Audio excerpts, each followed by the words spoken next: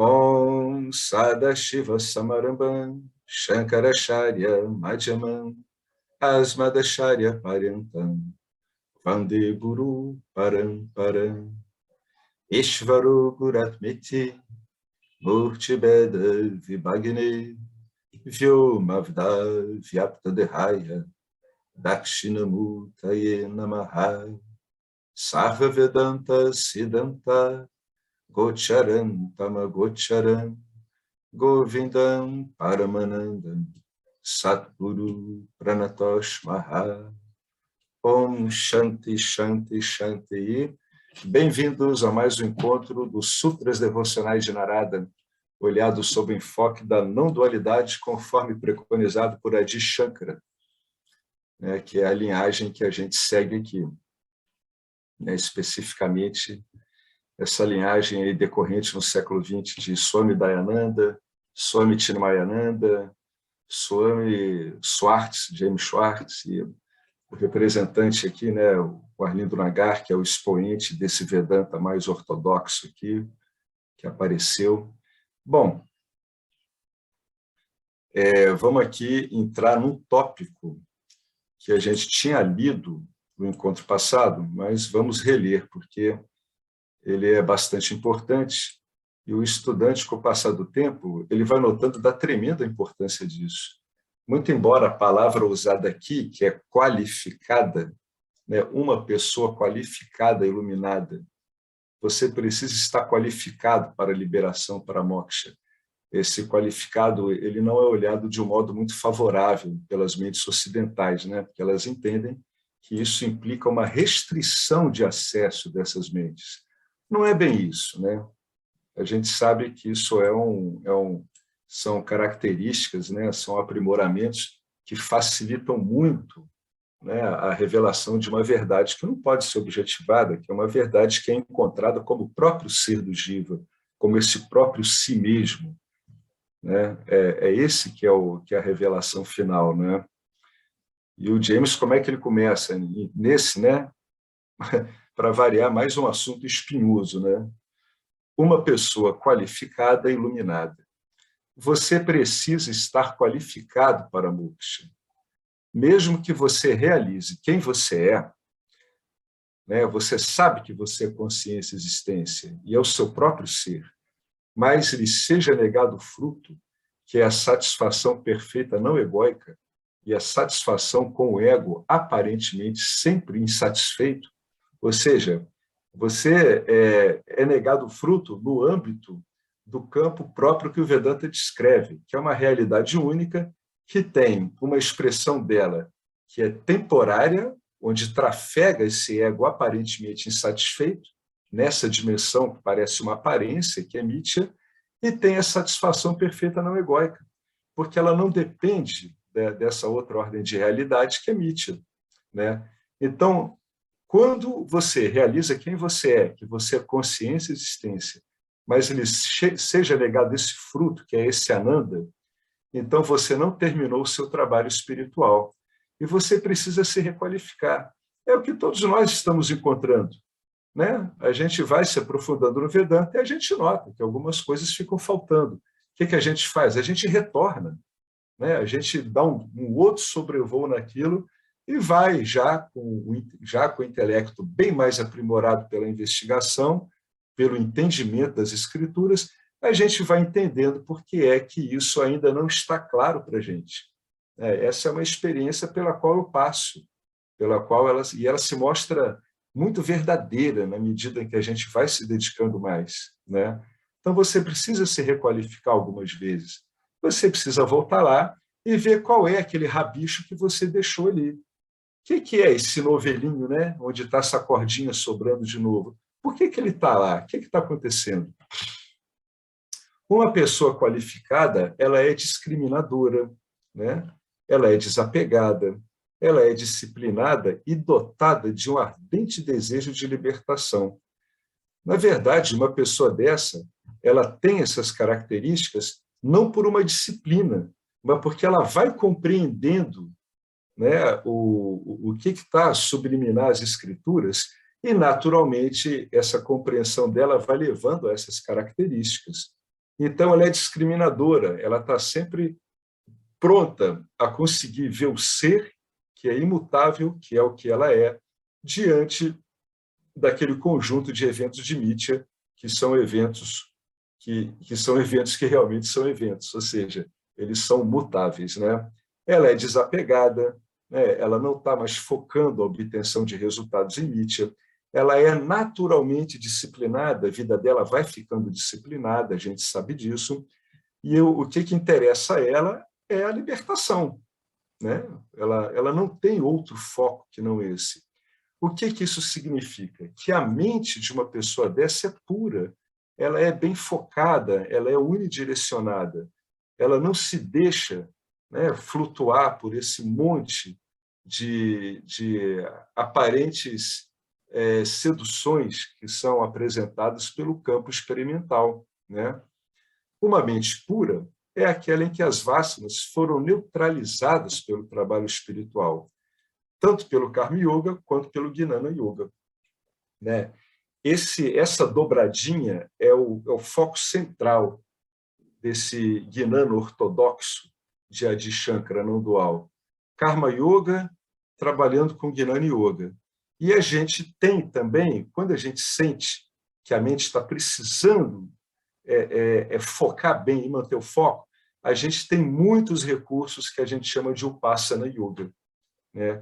Que estão ligados àquilo que a gente conhece, né? Técnicas de meditação, entoação de mantras, o indivíduo ele busca aprofundar as devoções que ele tem, né? Ele não briga com os aspectos duais da devoção dele, ele os compreende, sabendo que eles são provisórios e que virão no futuro, conforme o andamento dele, a ser completamente suplantados pela devoção não dual, que é equivalente ao autoconhecimento, né? Equivalente ao conhecimento não dual, né? Então, essa é a base, Karma Yoga, Jnana Yoga, e como apoio, né, o que a gente tem de recursos que entram aí nessa categoria chamada Upasana Yoga, que são purificadores da mente, na verdade, são estabilizadores do foco mental, né? Com o Upasana Yoga, você foca bem e mantém o foco. Quem muitas vezes entra em técnicas de Upasana Yoga como eu, nota que o Karma Yoga e o Jnana Yoga ficam muito beneficiados quando a gente usa técnicas de Upasana Yoga. Quando a mente é pura, o amor, que é a própria natureza da pessoa, é o próprio ser de qualquer pessoa, de qualquer uma, ele se expressa de uma maneira límpida, de uma maneira não apegada e discriminadora, né? Ele não vai ser aquele amor que barganha, ele não é o amor condicionado pelas qualidades que ele acha favoráveis nos objetos em Nietzsche. Então, o nosso padrão é muito alto, essa é a verdade que o estudante às vezes demora a perceber, como eu demorei anos, né? Muitas pessoas demoram a perceber isso, e é o que afasta muitas pessoas do aprofundamento no Vedanta. É porque ela possui ainda interesses, né? Então a mente dela flutua, né? São interesses que fazem com que a atenção dela salte, né? De um foco em Satya para um foco em Miti e vice-versa, né? Ela ainda não entendeu a necessidade dela ter realmente um trabalho que consiga preparar de um modo adequado a mente dela. É por isso que a Sampradaya, a tradição, mantém a sua clareza e a sua pureza originais ao longo de milhares de anos. Linhagens modernas. Né? Vamos dar uma relevada aqui na linguagem do James, que eu gosto muito dele, mas eu acho ele muito duro às vezes, embora eu aprecie muito essa dureza do James, porque para o ocidental eu acho ela muito importante. Né? Mas linhagens modernas, né? Inventadas, como a gente vê muito hoje em dia, que não são realmente linhagens, mas simplesmente tentativas de conferir uma seriedade a professores e ensinamentos ad hoc, ou seja, professores e ensinamentos que têm a sua vida a partir de determinado professor, e não que vem anteriormente ao professor e ao qual o professor tem que compreender como uma linhagem. É isso que ele está querendo dizer. São ensinamentos que surgem a partir, em geral, de um professor que reconhece em si o ser, né, reconhece a consciência, mas que não segue uma tradição. Então, ele muitas vezes ele está vulnerável a uma queda, como o Narada comentou mais acima, né? Existe o potencial de uma queda. Ele não só existe, como ele ocorre às toneladas no mundo espiritual. Por isso que as escrituras lidam com isso, né? Então, ele está dizendo que essas tentativas de conferir seriedades a professores e ensinamentos que, a partir deles, teriam, supostamente, um ensinamento sólido a ser conferido aos seus estudantes. Ele está dizendo que isso não tem o mesmo peso do que uma linhagem que está sendo depurada há milhares de anos. E a gente tem que ser razoável de ver que realmente o que o James está falando aqui é verdade, embora incomode bastante. Não dá para comparar uma linhagem que está sendo apurada há milhares de anos por uma sucessão de professores e alunos com um ensinamento que começa a partir de um professor que muitas vezes até mesmo entende que ele compreendeu o ser e a existência através de uma suposta experiência excepcional, né? Na verdade, a linhagem ela desmonta esse vínculo com uma experiência espiritual e ele transforma todo o seu cotidiano numa experiência espiritual, numa experiência que deve ser entendida como espiritual, que deve ser discriminada para que você encontre essa espiritualidade sua, esse ser que é você, sempre presente na experiência. Essa é a grande diferença. Por isso que o padrão é alto, ele não tem como não ser, né? Ele continua que realmente essas linhagens frente ao Vedanta não registrarão nem mesmo uma pequena nota de rodapé na plenitude do tempo. Por quê? Porque elas não têm aquela depuração milenar que as escrituras vedânticas têm. Elas estão contaminadas pelas personalidades impuras dos seus gurus, né? Elas estão contaminadas pelas impressões pessoais do guru, que muitas vezes confundem experiência com conhecimento, como a gente já viu várias vezes que infelizmente ocorre, né? O Vedanta, ele trabalha o conhecimento, e esse conhecimento, quando ele fica introjetado, ele gera efeitos tremendos na personalidade da pessoa. A liberação é para a personalidade, porque é a personalidade enganada quanto à sua identidade que vai se complicar tentando se identificar com algum objeto no mundo mutável, em Nitya, né? Então, o que o Vedanta faz? A depuração dele é para retirar essas imprecisões pessoais, essas misturas com o Nitya, né? Essas construções não tão bem elaboradas, né? Onde faltou investigação. É o que algumas vezes um bom apontador, né, do caminho direto, que é o Rupert Spira, ele diz, não, essas pessoas elas estão saltando antes do ônibus, né, da autoinvestigação chegar ao ponto final. Elas estão pulando antes, né? O James Schwartz usa esses termos também, né? Você está saltando antes do ônibus do Vedanta, você está pulando antes do ponto final, né? Então, esse é o problema desse tipo de ensino. Não é que seja um ensino que é inválido. Não, ele é um ensino cheio de impurezas, porque está carregado de impessoalidades, que é justamente a vantagem de uma tradição que ela elimina ao longo dos milênios, né, essas pessoalidades. Evidentemente, o que o Vedanta apresenta é uma possibilidade, né, de investigação muito mais impessoal, portanto, com muito mais sucesso na discriminação, né, no discernimento. O amor, ele é impessoal e puro, porque o ser não é uma pessoa, né? Deus não é uma pessoa.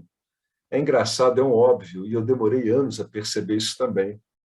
Eu vi, claro que não pode ser uma pessoa, aí eu tive que olhar e dizer assim, caramba, eu estou projetando a minha pessoalidade, a minha identificação humana em um algo que não é nem um algo, é indefinível. Olha que loucura, como é que as projeções funcionam, né? Depois, quando você detecta a sua projeção, para você é claro que aquilo era uma viagem, né? Mas quando ela não é detectada, ela continua funcionando e ela é responsável por uma antropomorfização de Deus, o que é uma colocação completamente absurda, né? Deus não é uma pessoa. A pessoa existe em Deus como tudo, né? Como essa infinita quantidade de formas, né, criações que existem. Mas é evidente que Deus não tem como ser uma pessoa. Em última instância, nós não temos como ser uma pessoa. Essa é a conclusão que a gente tira disso. Não temos como ser. E se estamos nos vendo como uma pessoa, é porque está faltando uma visão mais discriminativa, está faltando uma aplicação de um meio de conhecimento válido, como é o caso do Vedanta, né? Então, veja bem, né? Ele mostra aqui a postura desses grandes, né, professores do Vedanta, né? Shankaracharya e vários outros, né? Sivananda, né? Todos eles mexem com essa herança não dual, né? Mesmo os grandes em nossa tradição, Shankaracharya, por exemplo, ou o próprio autor do Panchadasi, né? Eles afirmavam que eles eram apenas um pequeno elo em toda a Sampradaya. É a visão correta mesmo. É uma visão impessoal. É uma visão óbvia. Ela é óbvia, né?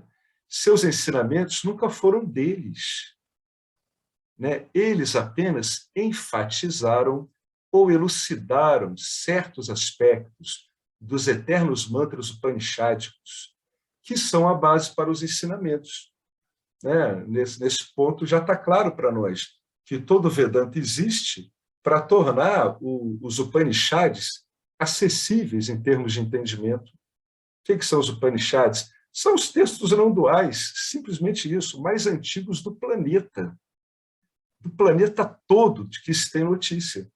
E para piorar a situação, para melhorar, se a gente preferir assim, os Upanishads já existiam como tradição oral antes da escrita.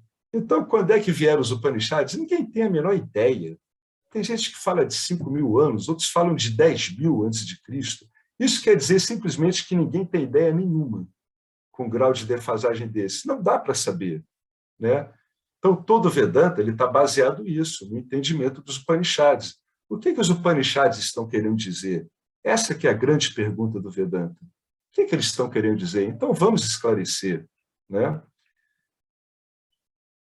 O amor puro e incondicional, ele brilha apenas quando o autoconhecimento é completo e firme, que é uma coisa que o professor Arlindo ele enfatiza bastante. Ele é completo e firme e ele tem aplicação imediata. Com o passar do tempo, ele vai tendo aplicação imediata. O que isso quer dizer? Que na sua discriminação do dia a dia, a discriminação ela ocorre instantaneamente. Ela ocorre assim, pof! Na hora que está ocorrendo a experiência, a discriminação já está ocorrendo.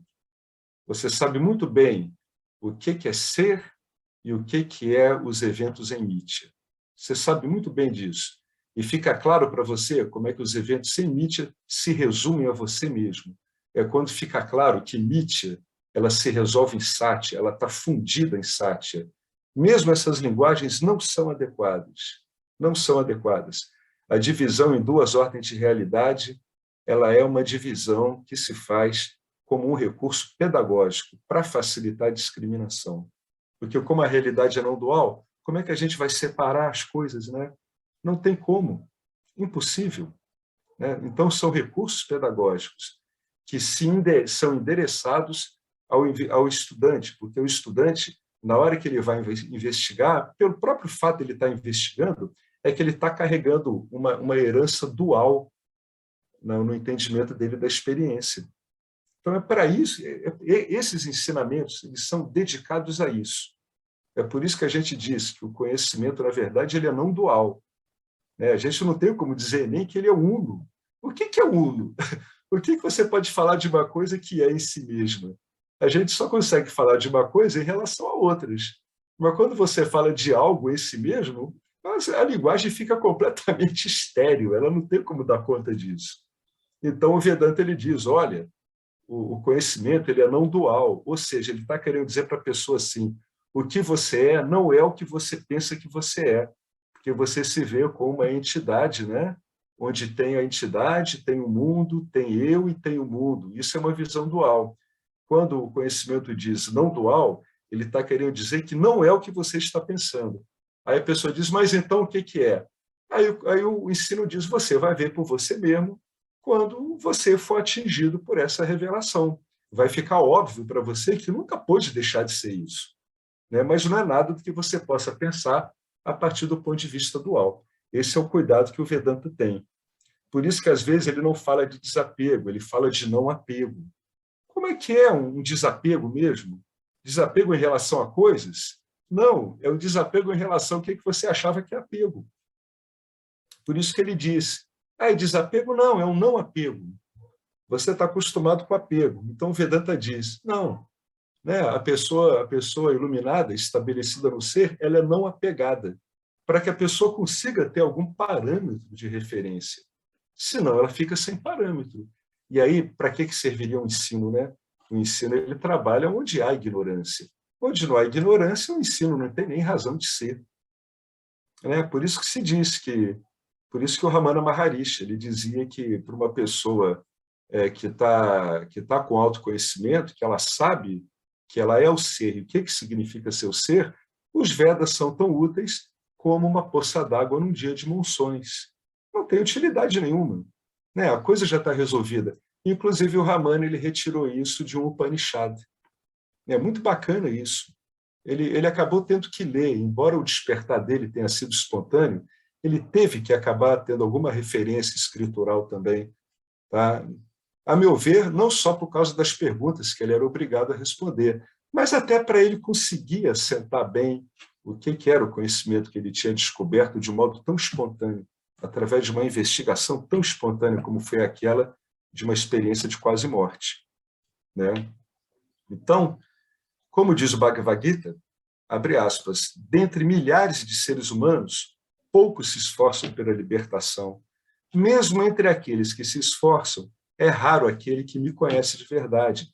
É raro aquele que me conhece como ele mesmo. É isso que ele está querendo dizer aqui. É raro aquele que me conhece, o ser, como ele mesmo.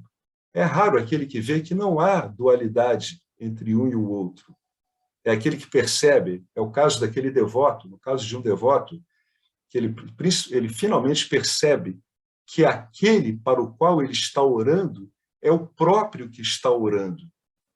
É um momento muito bonito de um devoto, quando ele fica claro isso para ele. Né?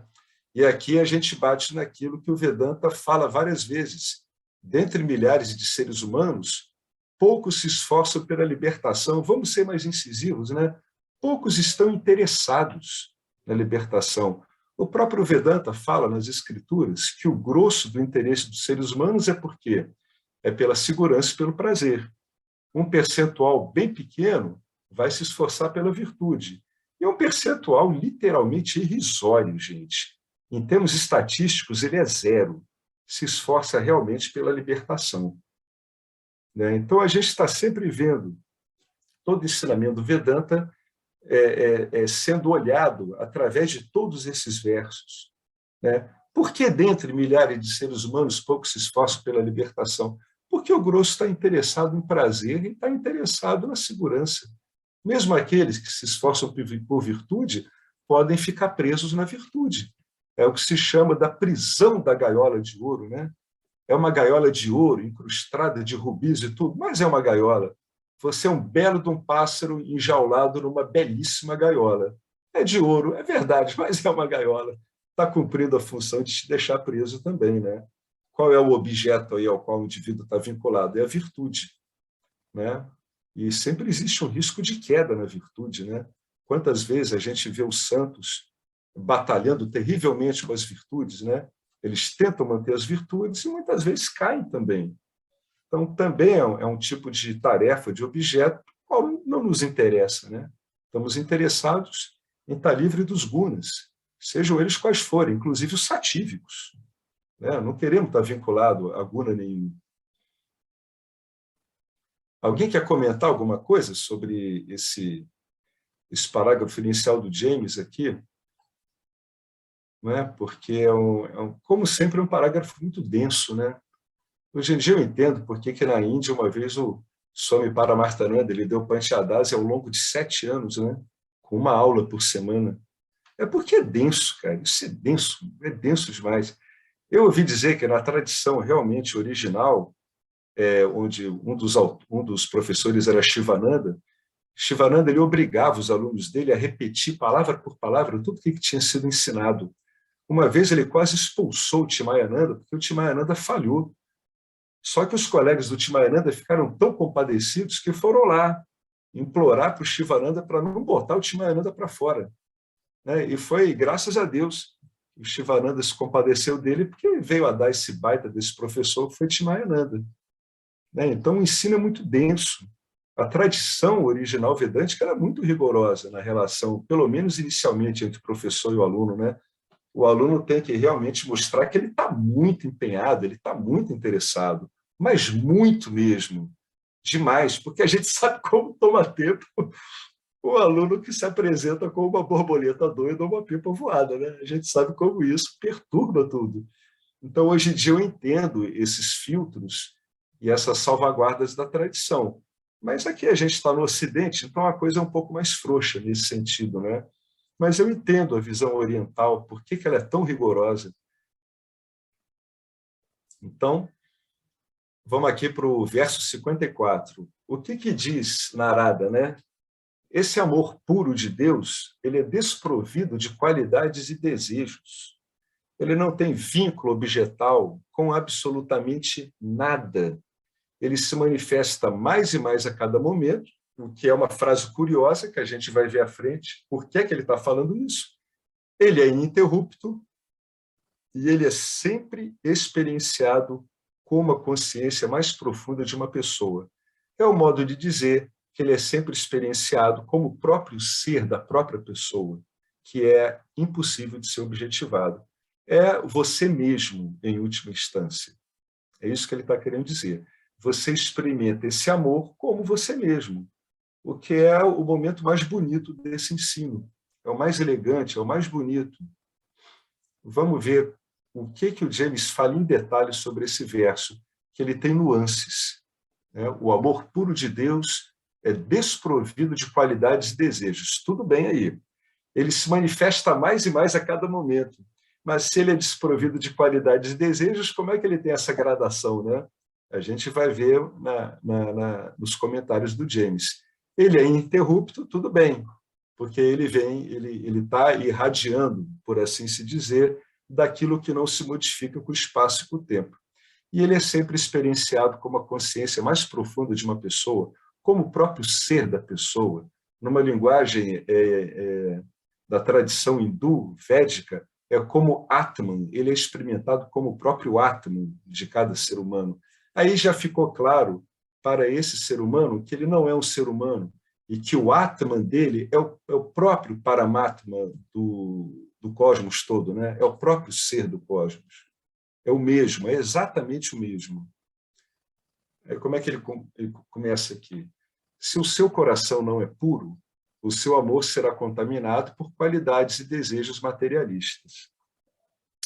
Se a sua mente não é pura, né, ela vai estar flutuando num monte de objetos. É isso que ele está querendo dizer aqui. Por isso que tem que purificar a mente. A mente tem que estar bem apontada em direção ao objetivo. Observe, isso é muito triste, o desfile tragicômico de swamis e lamas, e realmente é muito caso, que são aparentemente inspirados, porém corruptos, né? Porém com uma falta de trabalho em si mesmos, que surgiram na cena espiritual do Ocidente desde os anos 60, tendo sido festejados e louvados por milhares de buscadores crédulos, mas que, tristemente, terminaram desacreditados. É só a gente entrar que vai pesquisar que a gente encontra muito, mas muito exemplo desse. Onde estão os seus ensinamentos e as suas linhagens agora? É de se admirar que o público em geral, especialmente o ocidental, ele seja tão cínico sobre a espiritualidade, ele seja tão descrente. Será que a gente pode se admirar disso? Né? Da espiritualidade ser tão ridicularizada? Não temos como nos admirar, né? Diante desse desfile triste, não é isso que a gente deve esperar, né? Não é isso o que um jiva espera naturalmente? É tipo um vexame, né, gente? É uma tristeza isso. Com raras exceções, até mesmo, né, a pureza de suas variantes recentes, aparentemente mais benignas, Os não dualistas do Daniel Advaita também é suspeita. São raras exceções, são mesmo, mas elas existem, graças a Deus. Nós temos apontadores diretos muito bons, raríssimos, mas muito bons. Pode-se argumentar que mesmo os gurus modernos do amor não são necessariamente populares por causa da pureza do seu amor, mas porque ocorre uma coisa muito capciosa, né? Porque eles demonstram e validam a carência emocional de quem? Dos seus adeptos, né? E isso eles vão definir essa relação de subserviência como amor. Quantas vezes a gente vê isso ocorrendo? Quantas? Quantas e quantas e quantas? Eu vou ler de novo. Ó. Pode-se argumentar que mesmo os gurus modernos do amor, a gente teve um exemplo de um guru brasileiro ultimamente, onde isso ocorreu, não são necessariamente populares por causa da pureza do seu amor, mas porque o que eles fazem? Eles reforçam laços de dependência, dizendo que isso é amor. Infelizmente. Tá? Você precisa apenas olhar para a resistência deles e deixar seus discípulos seguirem em frente com outros professores para que você entenda que o amor deles está contaminado pelo medo da perda e pelo desejo por reconhecimento. É uma relação de dependência mútua. É como dizia o poeta Hafiz, que era um iluminado sufi com autoconhecimento. Hafiz dizia assim, cuidado, o ídolo pertence aos idólatras. Hafiz era incisivo nisso, e ele teve problemas muito graves com os mulás da época, mas muito graves. Né? Mas ele sobreviveu a eles, ele soube sobreviver a isso. Mas ele apontava, cuidado, né? Que o ídolo pertence ao idólatra. É uma relação de simbiose. Onde você tem um ídolo, você vai ter que ter o idólatra. E o idólatra é que está dando toda a substância da qual o ídolo precisa. Né? Então, são assuntos muito difíceis, muito perigosos. E esses assuntos são os responsáveis por aquele olhar de descrença, de escárnio, que muitas vezes o ocidental ele faz quando você diz que você está estudando uma disciplina espiritual. A gente tem como dizer que a reação deles é inapropriada, que é uma reação sem base? Claro que não. Diante desse exemplo todo, a reação deles é essa, é esperada mesmo. É a reação normal do campo de Nietzsche. É a resposta que o campo dármico dá a tanta falsidade. O que é? Ceticismo. As vássanas, né, tamásicas, respondem a isso com ceticismo. Vão lá e respondem. Olha os caras que vocês estão seguindo. Olha que exemplo lamentável eles dão.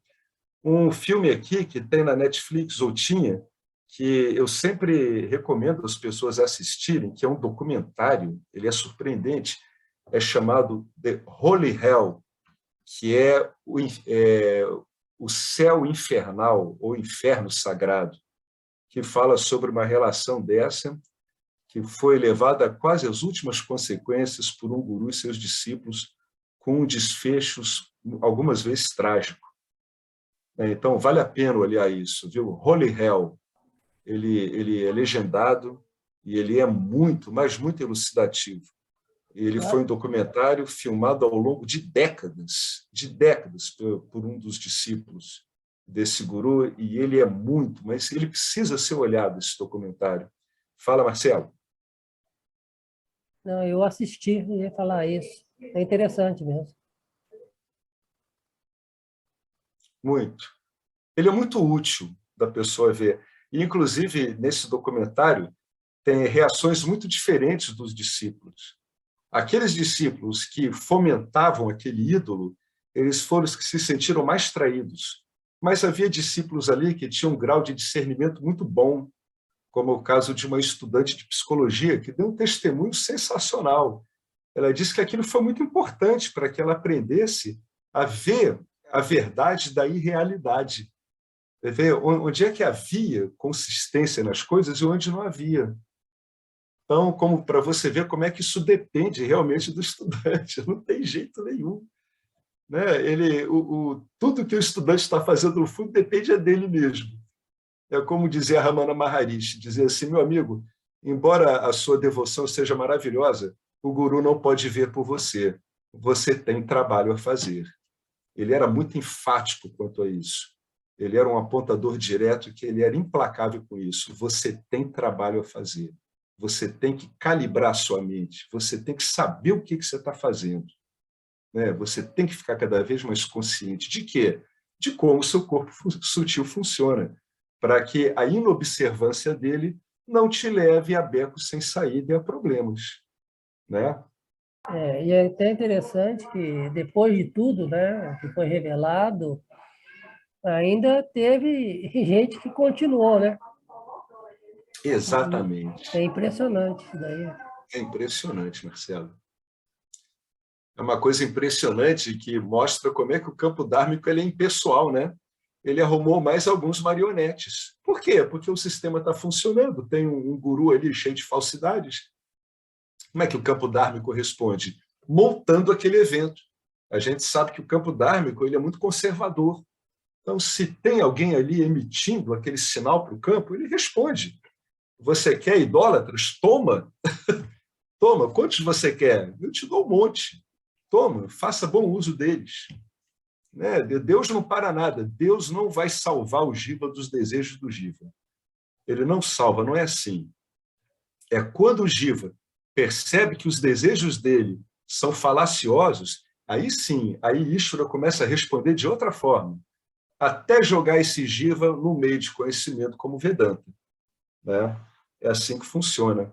Eu queria até comentar uma coisa que eu li há muito tempo sobre essa última frase desse parágrafo. Você precisa apenas olhar para a resistência desses gurus em deixar seus discípulos seguirem em frente com outros professores.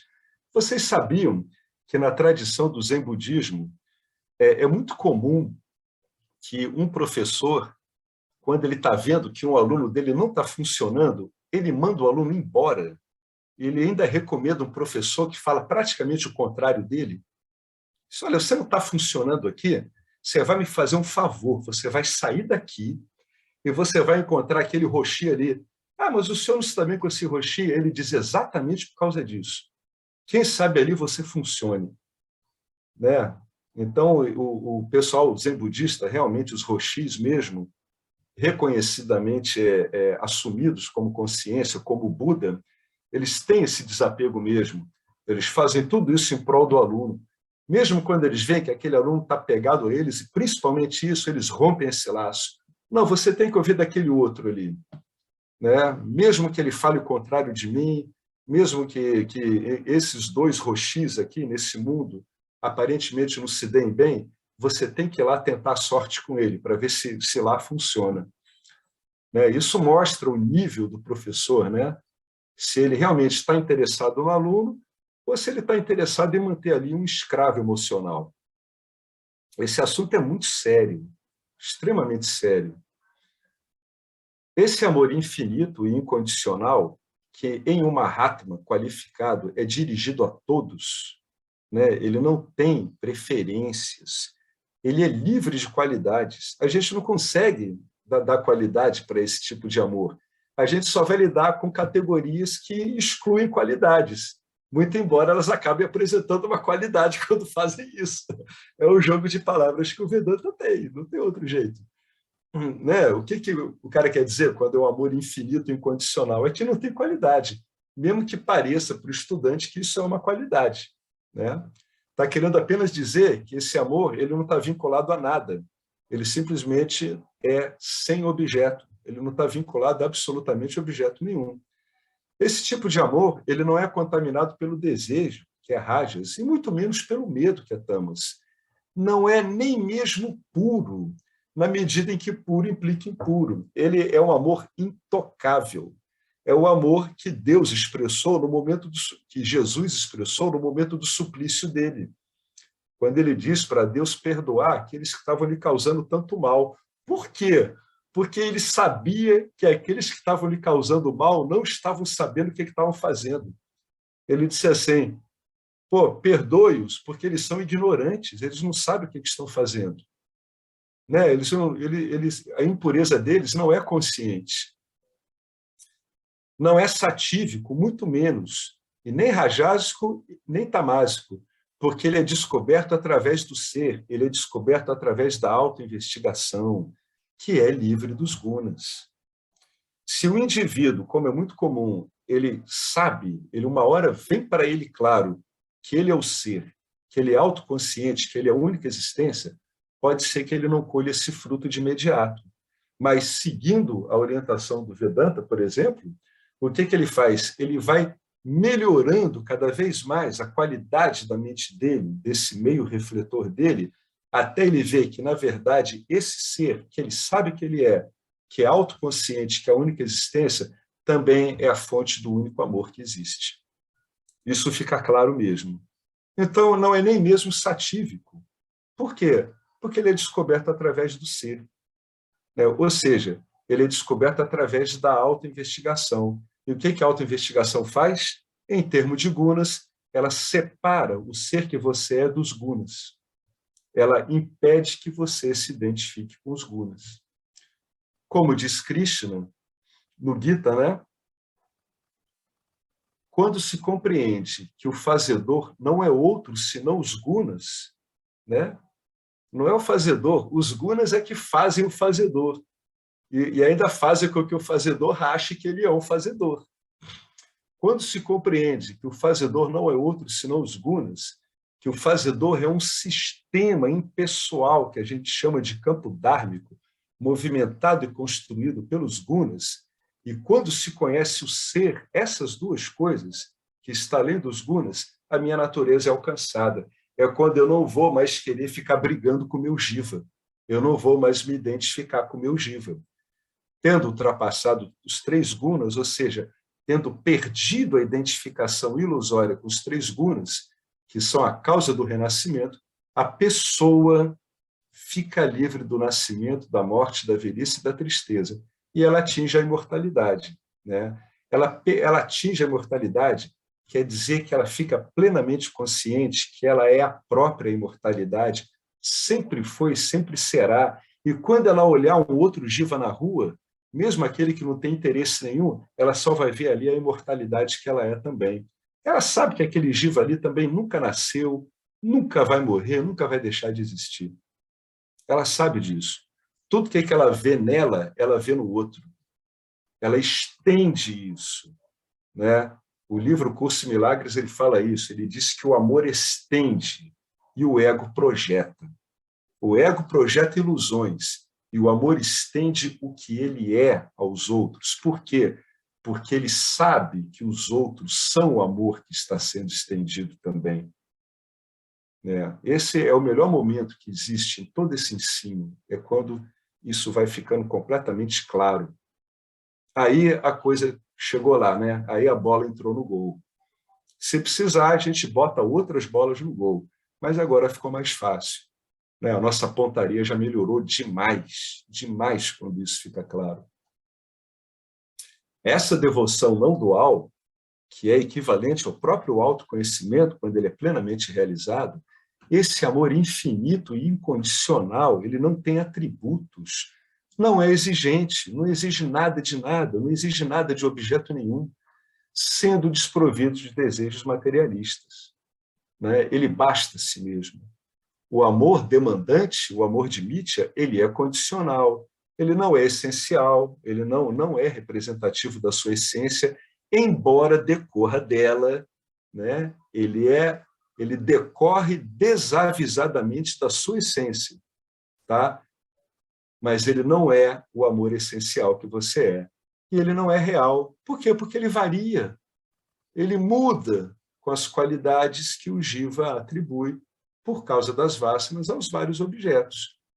Se eu amo você porque você tem um belo rosto, eu não amo pela beleza que torna bela a beleza. Eu não te amo porque você é o ser, o qual eu sei que irradia amor e que é o amor em todos. Essa que é a beleza que torna bela a beleza. É a beleza que vai e pinta tudo de beleza, inclusive a própria beleza. É aquilo que afirma que a gente pode dizer que a beleza existe. Né? Essa é uma questão filosófica, né? Os filósofos ocidentais se debruçaram muito nisso. A beleza existe por si mesma? Uns entenderam que sim, a beleza existe por si mesma. Ela não está vinculada a evento nenhum. mas acho que eles não foram à frente para saber que ela vem daquilo que não pode ser ontologicamente definido, que são eles mesmos. Né? Mas quando a gente junta o debate filosófico ocidental ao longo dos milênios com o Vedanta, ele passa a ser muito bonito, né? Ele passa a ser realmente uma luta pela beleza, pelo amor, pela compreensão. Aí a gente consegue situar aquilo, retirando todas aquelas nuances pessoais que espelham muitas vezes brigas acadêmicas mesmo. Né? O que acontece? Quando eu amo você, porque você só tem um belo rosto, ou por algum outro motivo, a verdade é que eu não estou conseguindo te ver direito, eu não estou bem orientado, eu estou perdido nas minhas divagações. Né? Se eu deixo de amá-lo quando você não faz mais o que eu quero, o meu amor não é real. Olha, uma vez, há muito tempo atrás, há uns 20 anos, eu estava com a minha segunda esposa. Ela estava brigando comigo, uma hora eu olhei para ela e eu vi Deus. Eu olhei, caramba, eu estou vendo Deus. Eu digo, caramba, só tem Deus então. Eu fiquei perplexo. Ela olhou para mim, Alex, o que você está me olhando com essa cara de idiota? Que às vezes você faz cara de idiota. Aí eu falei, mas eu só estou vendo Deus, não tem problema nenhum com nada. Aí ela olhou para mim e disse assim, Alex, você é um saco. Aí se levantou e foi embora. Se eu tivesse bem orientado naquela hora, eu teria usado aquela experiência em prol do autoconhecimento. Mas completamente perdido, carregado por uma experiência ali que, na época, a gente chamaria de metafísica transcendente, eu acabei perdendo a força daquela experiência. Mas, enquanto ela brigava comigo, a visão era tão bonita que não tinha a menor importância a quantidade de esculacho que ela estava me dando. Diante do fato de ter visto que ela era Deus e que só tinha Deus, na verdade, em todo ser humano, toda aquela briga dela comigo não tinha significado nenhum. É como se fosse um detalhe, uma nota de rodapé inexpressiva. Né? Mas eu não estava orientado. Eu vi ela como ela era, mas não estando orientado, aí vem aquela coisa, eu perdi. Não, eu não perdi, eu estou distraído, ignorante. Eu voltei a ser capturado pelas impressões daquilo que eu achava que eu era. Essa que é a verdade. Então, por que eu falo isso às vezes? Porque a gente passa por isso várias vezes. E a gente deixa escapulir porque a gente não está usando um meio de conhecimento. E, no fundo, a gente não sabe o que a gente está querendo. Né? Por isso que a gente se embola nessas coisas. Aí fica aquele monte de pulga na orelha. Pô, mas naquela vez eu notei isso, o que será que houve? Aí, quando você se dedica ao meio, você vê, caramba, eu tive ali uma colher de chá de Ishvara, que disse assim, cara, para de brigar com a tua mulher, é você mesmo, que história maluca. Deixa de ser biruta, cai na real. Samadhi. Samadhi, é tipo um samadhi. Né?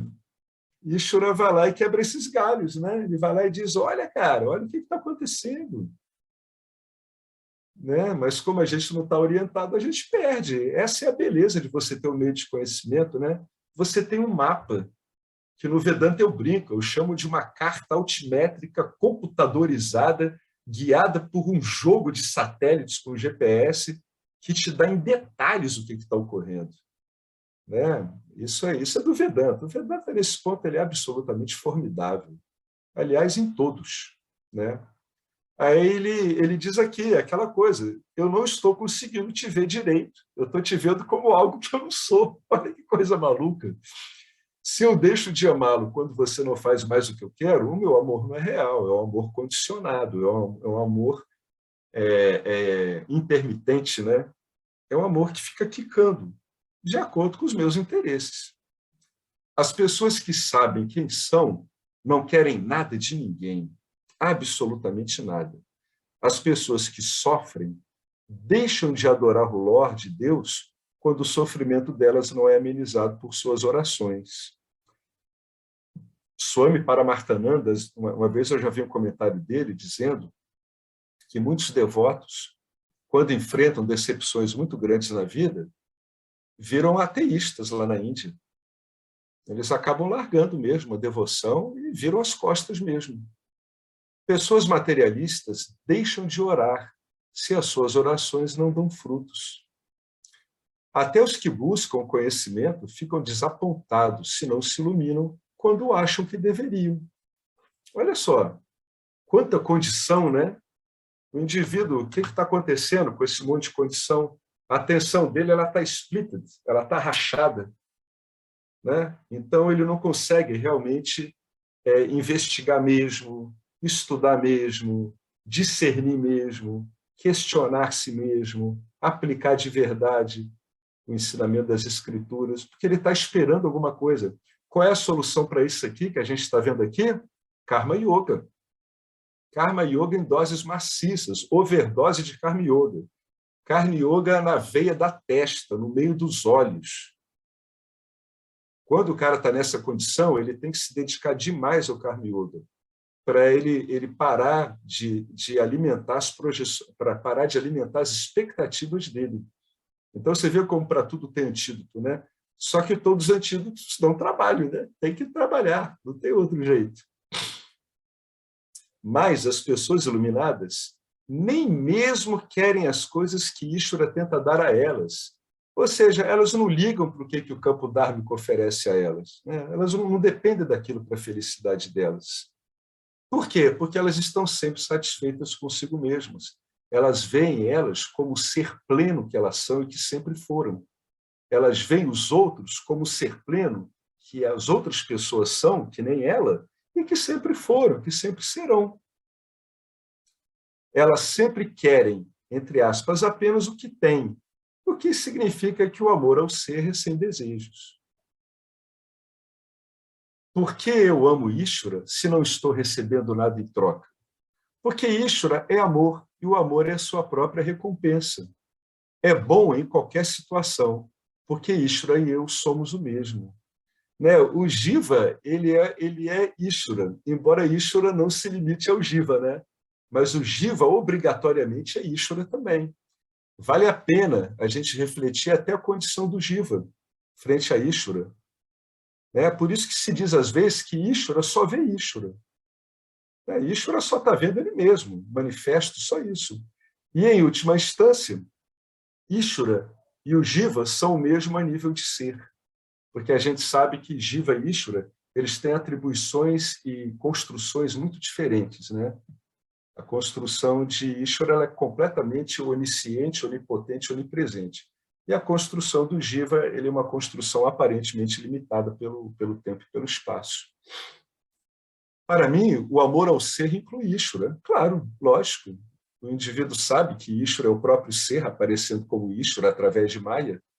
O amor ao ser inclui tudo, porque o ser é não dual, né? Não há separações.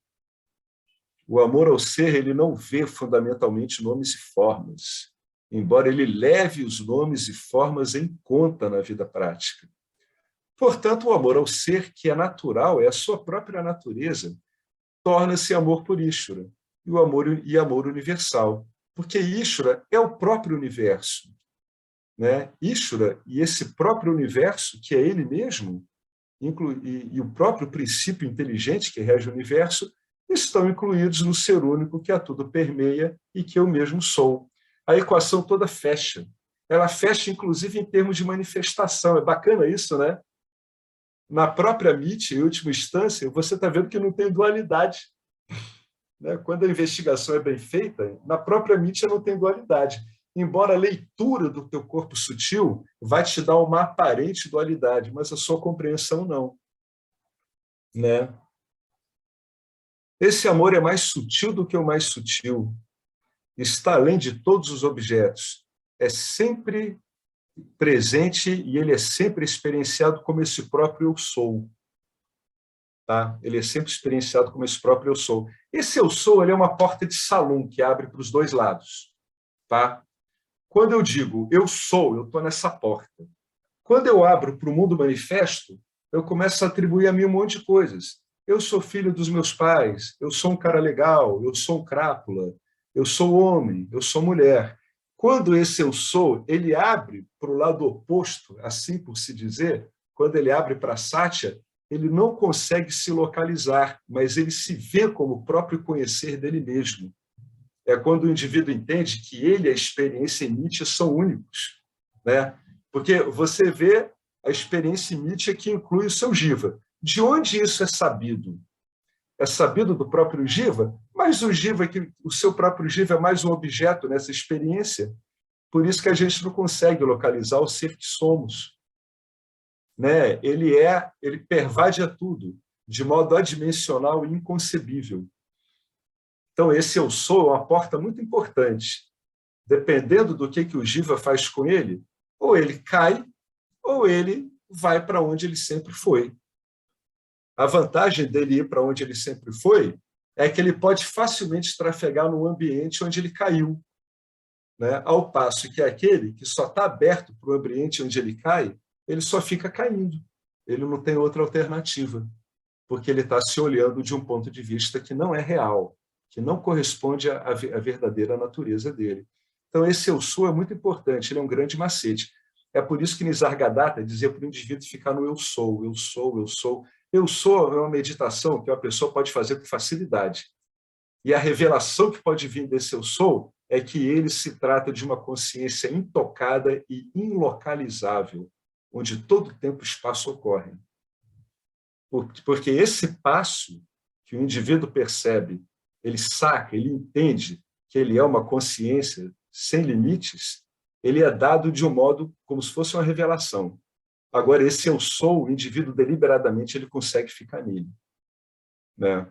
Deliberadamente ele fica. Ele pode ficar nessa meditação, ela é uma meditação muito boa. O professor Arlindo usou essa meditação durante décadas. Ela pode ser muito eficaz em alguns indivíduos. Tá? Oi, Henrique. Alex. Boa noite, tudo bom?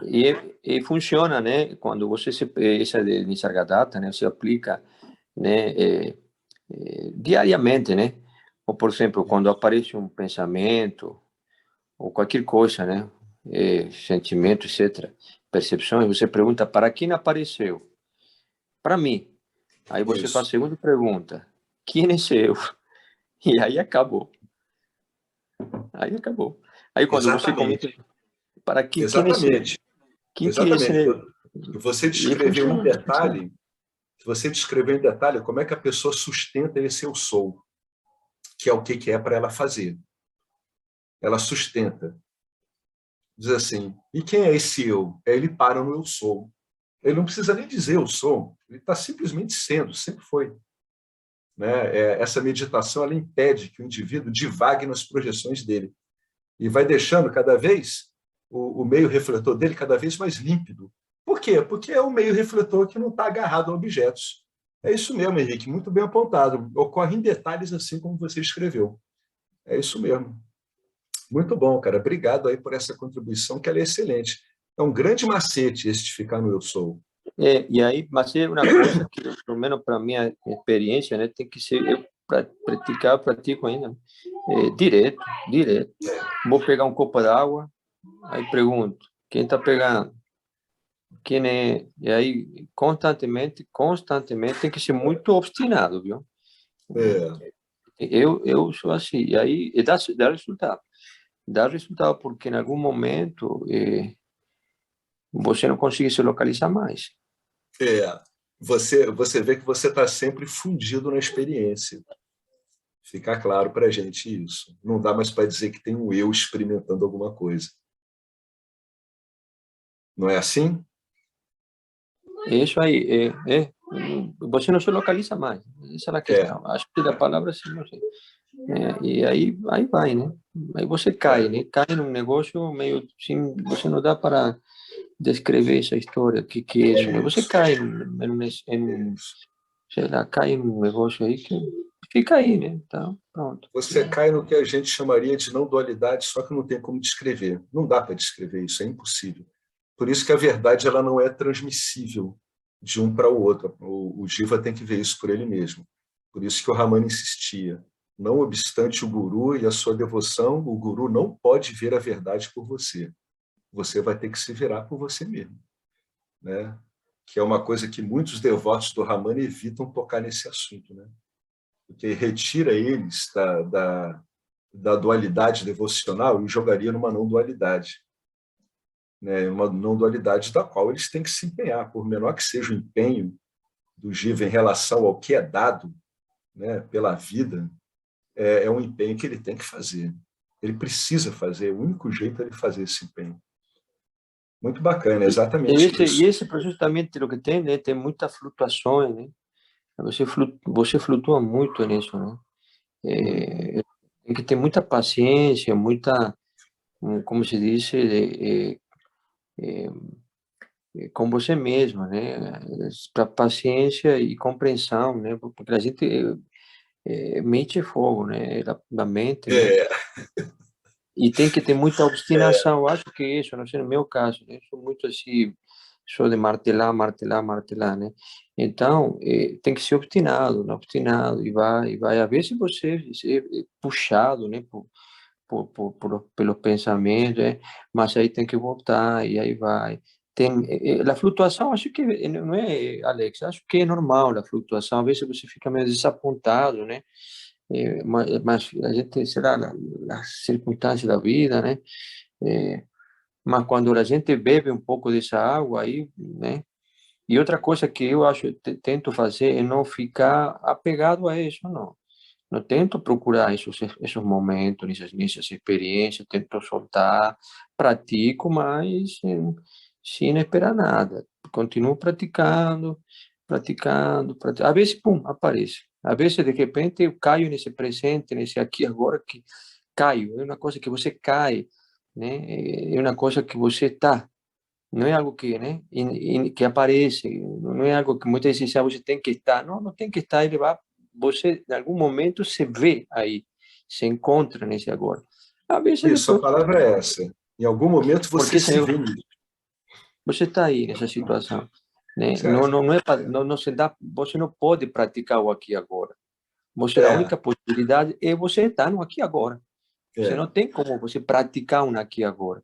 E isso acontece, digamos, paradoxalmente, quando você vai fazendo essa observação, essa prática, e em algum momento, pum, você se vê.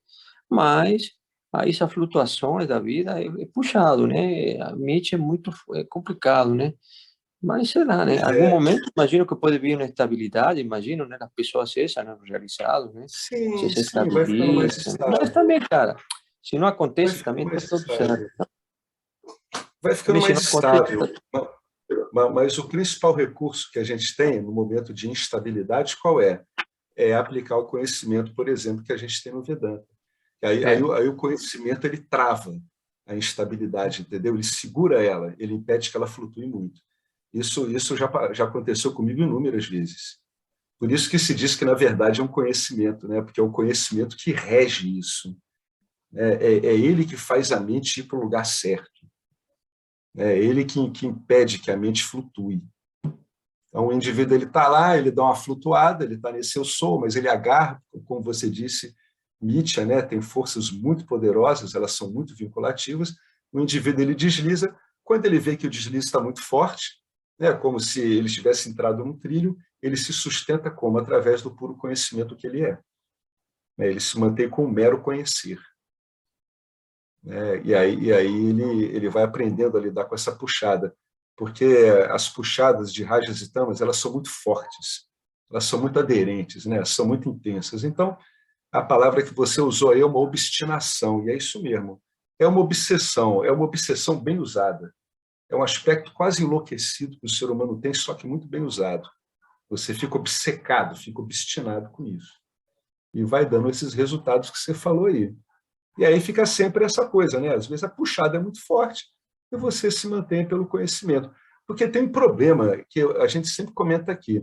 Se a puxada for forte demais e você tentar resistir a ela de um modo muito forte, você vai estar se embolando em Nietzsche mais ainda. Então é como se você adquirisse uma posição de observador mesmo. Essa testemunha observadora na experiência, que ela pode ser compreendida, ela é o principal esteio, é a principal âncora que o indivíduo tem quando a puxada emite é muito forte. Aí a pessoa pergunta, pô, mas o que é essa testemunha experienciadora se o ser não é um ser, não é uma experiência? É verdade, o ser não é uma experiência, ele não é uma experiência específica, mas ele aparece numa experiência específica como essa capacidade de observação daquela experiência. Então o indivíduo se agarra nisso. Ele fica olhando a experiência. Olhar a experiência quer dizer que tem que olhar a experiência toda, né? O melhor modo de olhar a experiência é o treino que o indivíduo vai fazendo de modo a que ocorra duas coisas importantes. Ele não deve se afastar da experiência porque ele vai estar usando uma força de repulsão que vai envolver ele, Nietzsche mais ainda, e ele não deve desejar que a experiência permaneça quando ela é agradável, porque ele vai estar usando uma força de atração em Nietzsche. E aí ele sai, ele perde o centro dele. Perde aparentemente, claro, né? Então tem que ter cuidado com isso. Você se acostuma a ficar nessa testemunha experienciadora. É quase um contrassenso isso. Eu fui entender isso no dia que eu estava praticando. Né? O que é uma testemunha experienciadora? Ela tá fazendo alguma coisa? Não. Não, ela aparece naquele evento como uma faculdade que o seu intelecto tem de estar diante de um fato, sem repulsão e sem atração. Isso é por treino. É um treino obsessivo que consegue botar o indivíduo nesse ponto.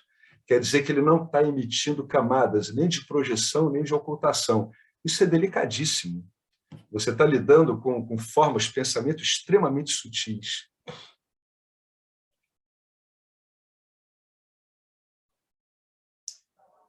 Beleza, gente? O que vocês acharam disso que a gente falou aqui, com base aqui no que o Henrique foi falando? São modos de operar. Para quando a pessoa estiver vendo uma escritura testemunha experienciadora, ela não confundir isso com uma testemunha que está imersa na experiência como um suposto fazedor. Porque o problema da gente é se identificar com o fazedor, se identificar com os gunas. Né? Essa testemunha ela é uma função do intelecto, que quanto mais o indivíduo discrimina, quanto mais instruído ele está para lidar com aquilo, melhor ela fica. Então, ele consegue manter aquele foco, a gente chamaria um aspecto imparcial. Né? Ele fica imparcial naquilo. A discriminação está muito boa aí, ela está bastante imparcial, embora ele veja que realmente o Jiva se envolveu com uma experiência, seja de um modo de repulsão, seja de atração. Essa é a tal da testemunha experienciadora, que aparece em alguns textos. Né? Vale a pena desenvolver isso, especialmente quando o Jiva ainda nota que ele tem vasanas que têm um certo vínculo. Vale a pena se dedicar bastante nisso. Tem que ter muito cuidado com esses impulsos de corrigir as vasanas, muito cuidado com isso. Elas vão sendo desmobilizadas de um modo indireto, através do entendimento do que está ocorrendo. Diretamente, em geral, elas causam impacto. Mas tem algumas táticas que o Vedanta usa baseadas em conhecimento. Por exemplo, eu estou arrastado por uma vasana muito desagradável, né? Eu estou me sentindo limitado, tudo, eu vou lá e faço a afirmação contrária, não tem problema nenhum. Mas Alex, mas aí eu estou projetando. Tá sim, não tem problema nenhum. Só que você está usando uma projeção satívica, muito bem aplicada, e você está usando ela deliberadamente. Eu estou dizendo, eu estou me sentindo limitado? Não, eu sou ser, eu sou ilimitado e sou pleno. E a confiança nas escrituras é muito mais interessante do que os meus erros de observação. Esse tipo de colocação ele é muito útil. Você pode confrontar as vasanas com isso. Se não der certo, aí você tem outros recursos, dentre outros esse, que é se apegar à testemunha experienciadora, que, no fundo, em última instância, é ficar nesse eu sou que o Henrique disse, só que com uma capacidade cada vez mais desenvolvida de não deslizar, de não ser tragado pela experiência. Tá beleza, gente? Vocês pegaram esse tipo de macete? Ele é muito útil. E, Alex, eu acho que esse negócio da base, você falou, né? Tem que saber como atacar ela, porque se a gente vai atacar assim, eu acho que, não sei se em algum momento também eu li e eu percebi isso, de que tem que tirar pela raiz. A raiz seria a identificação com o neo, né? Se você tem, a vasana surge para o neo.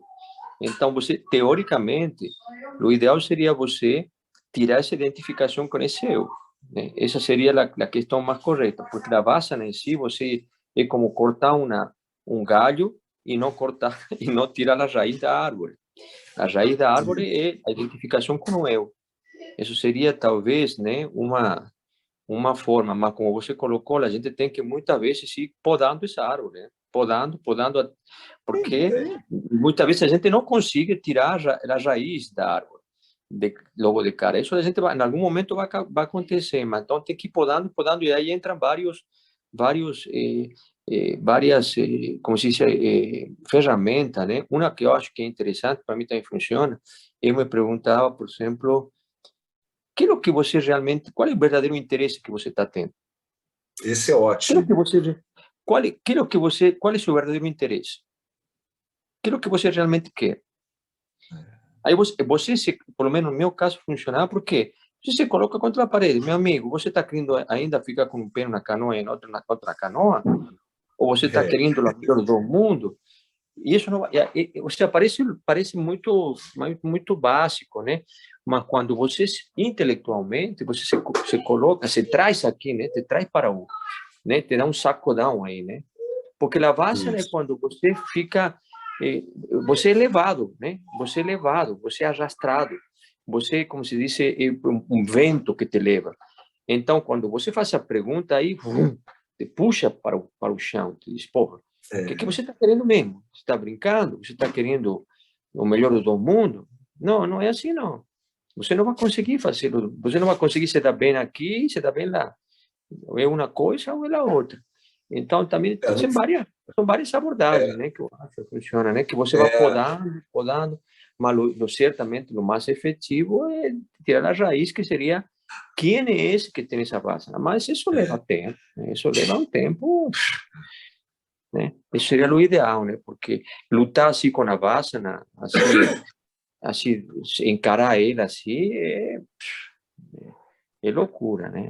Porque não consegue, né? a gente nunca pode subestimar o poder conservador do campo dármico, né? É, As estruturas de manutenção dele, que realmente, que quem está lidando com Vassana sabe como elas são extremamente fortes. E elas nossa, têm que né? ser fortes, né? Isso que você falou, Henrique, ele pode ser muito embasado também por uma revisão de valores. Quando você pergunta o que você está querendo, no fundo você está perguntando qual é o valor que você está dando a isso, né? Por que você está dando valor a isso? O que você está querendo, né? E aí, muitas vezes, tem como recurso começar a cultivar um valor diferente. É como se É, você estivesse podando aquele galho e você estivesse enchendo ele de sal. Você corta aquele galho e você ainda besunta o negócio do corte com sal, sabe?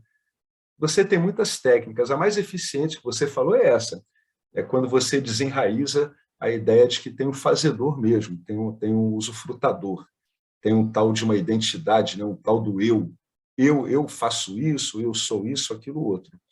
Mas muitas vezes a potência da Vassana é tão forte que o indivíduo ele tem que se virar com esses instrumentos que o Vedanta dá. Esses instrumentos todos, essas ferramentas existem porque elas são usadas ao longo de milênios, né? Uma o vez que elas... Schwartz, né, que falava isso, o Schwartz, acho que eu li o Schwartz, eu peguei dele.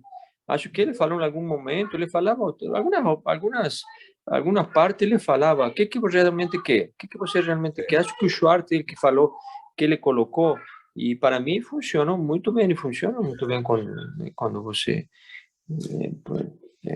Porque é um momento de total inconsciência, né? Quando você está arrastado, total inconsciência. Aí tem algo que te tem que puxar para botar o pé no chão, né? Sim.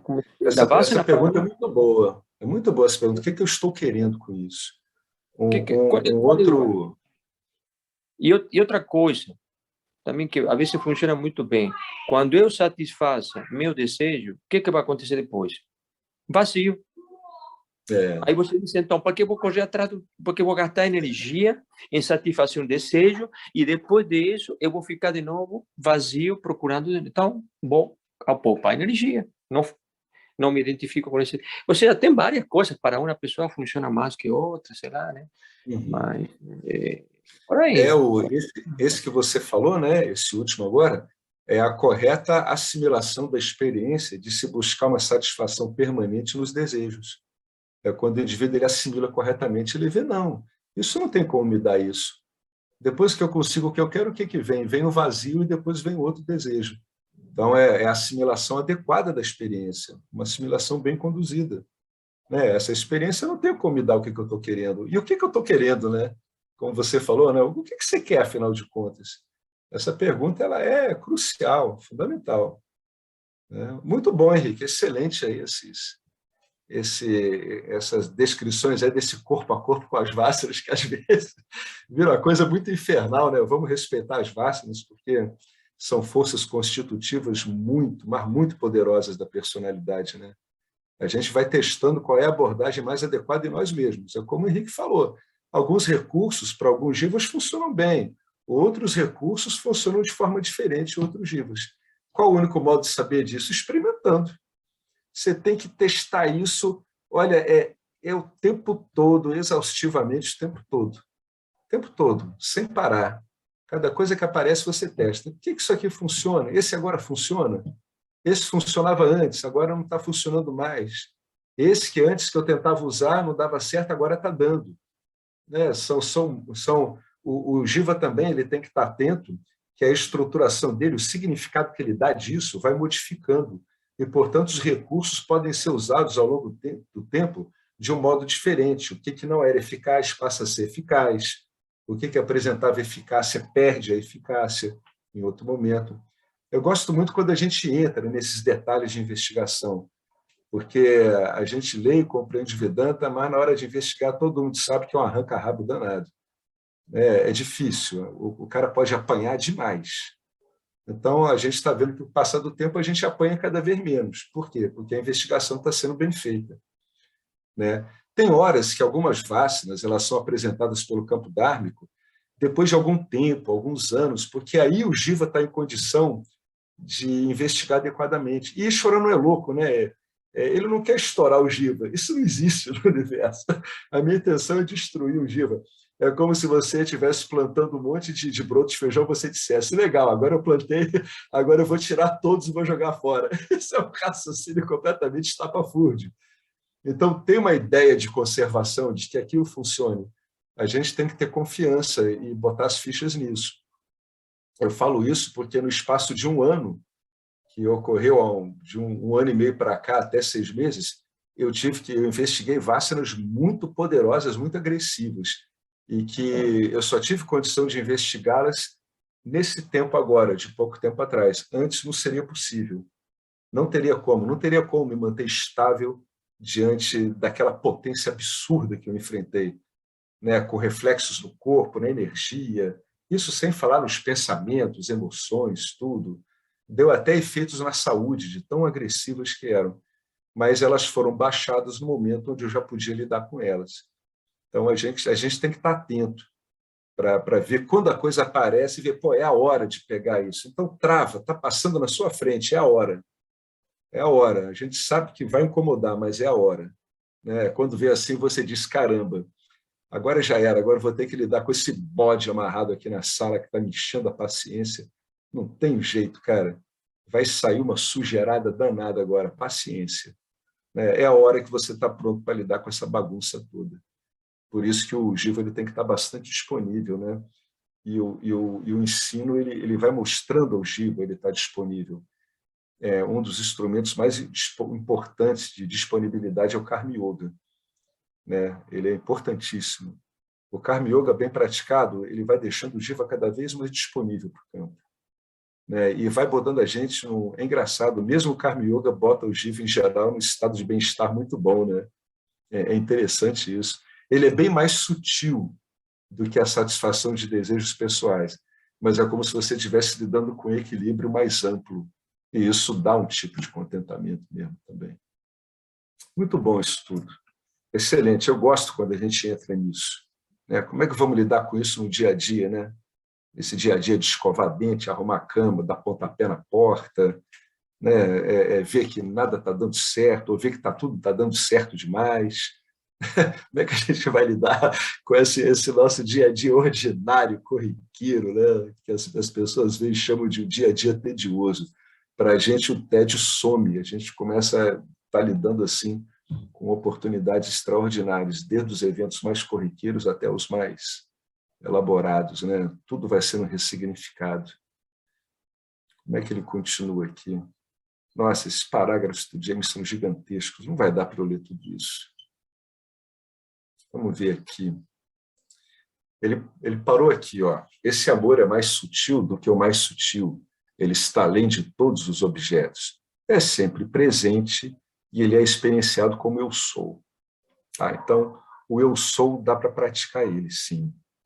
Dá para você ficar nele. Se você ficar no eu sou bem orientado, esse contentamento, esse amor, ele vai começar, vai ser fácil. Vamos botar assim, entre aspas, percebê-lo fluindo. A palavra perceber não é adequada, não, porque ela te joga para um ponto sensorial. Mas vai ficar fácil, você vai saber dele. Você vai detectar, você sente que ele está sempre fluindo em direção ao campo dármico, sempre.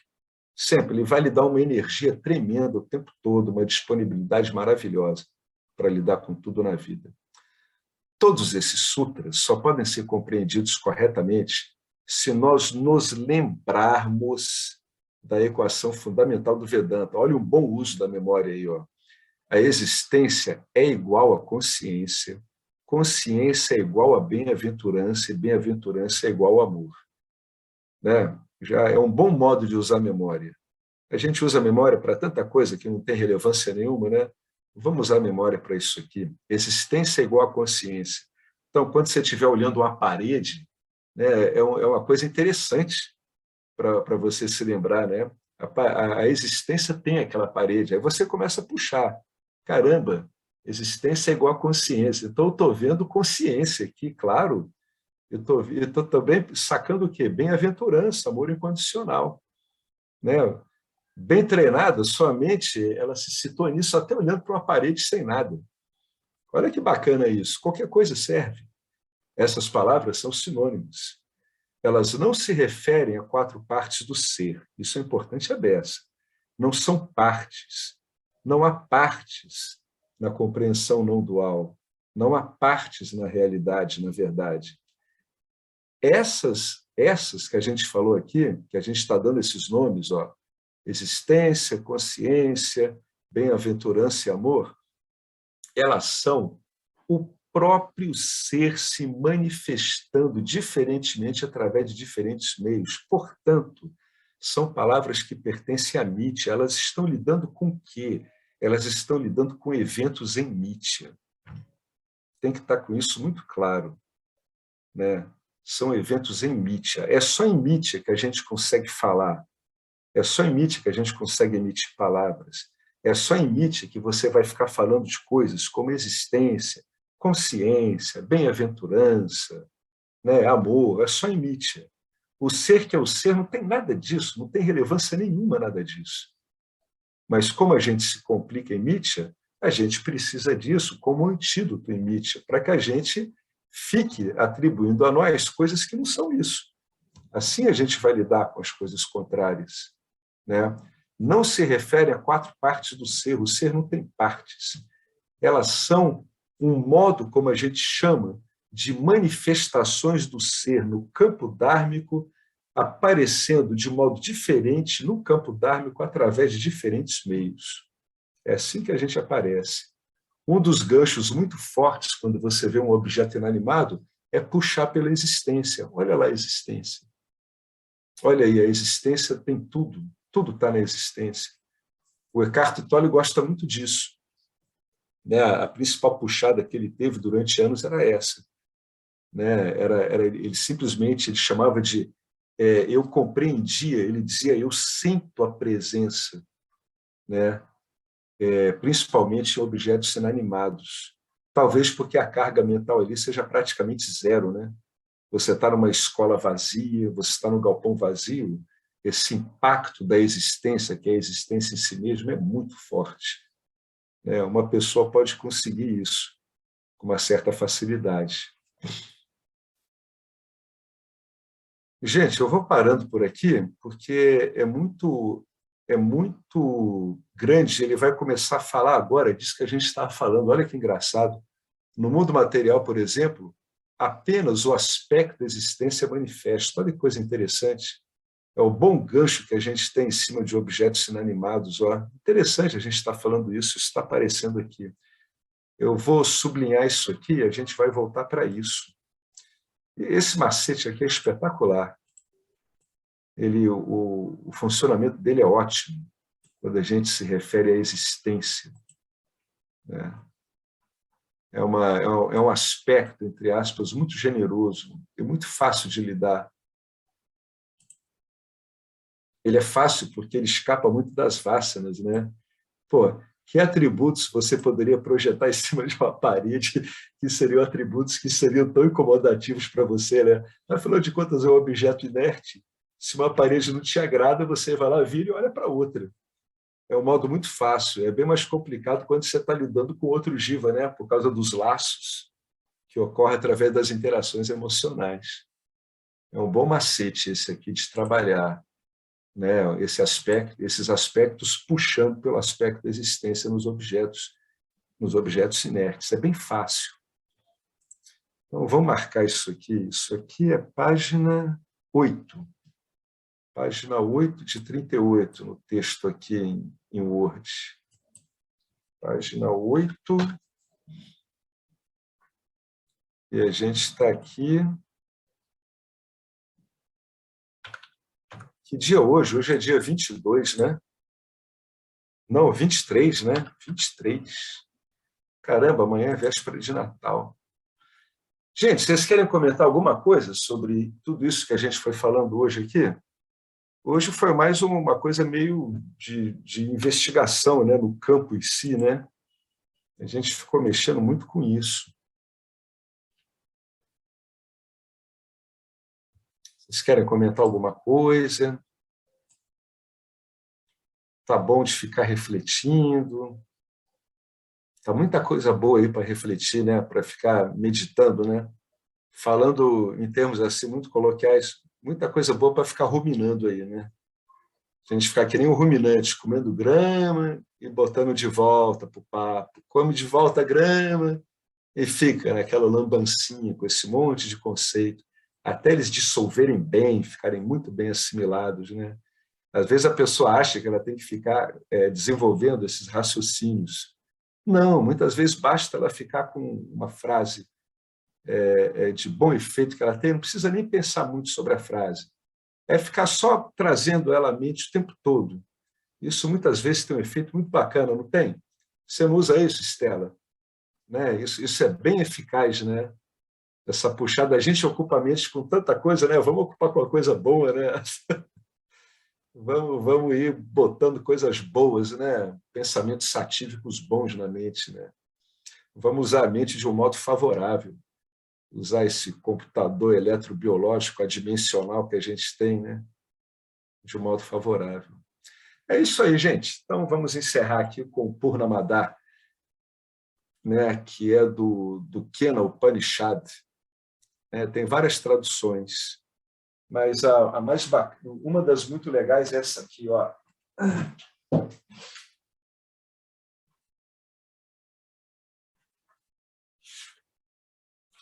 Deixa eu ver se eu acho isso. Ó. Uma das traduções interessantes que veio pela editora Pensamento é do Isha. Na verdade, é Isha Upanishad. Como ele se refere aqui com plenitude, olha. Preenchidas totalmente com Brahman estão as coisas que vemos. É a plenitude na plenitude. Preenchidas totalmente com Brahman estão as coisas que não vemos. De Brahman flui tudo que existe. De Brahman tudo. Todavia, ele ainda é o mesmo. Om, paz, paz, paz. É uma outra tradução livre. Né? A plenitude na plenitude. A plenitude, você tira a plenitude da plenitude, fica plenitude. Bota a plenitude na plenitude, fica plenitude. É o que nós somos. Então, é com isso que a gente vai terminar aqui. Om Purnamada Purnamidam Purna Mudachyate Purnasya Purnamadaya Purnameva Vasishyate. Om Shanti Shanti Shanti. Mais uma vez, muito obrigado a Ishvara, muito obrigado ao Vedanta, a essa Sampradaya maravilhosa. Gratidão imensa a Adi Shankaracharya, que sistematizou essa tradição tão rica, né, upanishadica, não dual, ortodoxa, e de eficácia tão comprovada. Obrigado a todos nós, obrigado ao professor Arlindo Moraes, e sempre lembrando que as doações são sempre bem-vindas, e cada um é muito livre para decidir se doa ou não, e isso não vai modificar em nada o modo como essa pessoa recebe esses ensinamentos ou não. Correto, gente? Então, ótimo Natal para todos, vamos aproveitar e vamos pensar no amor incondicional de Cristo, que é a herança mais linda, o ensinamento mais lindo da história desse grande cara. Tá joia, gente?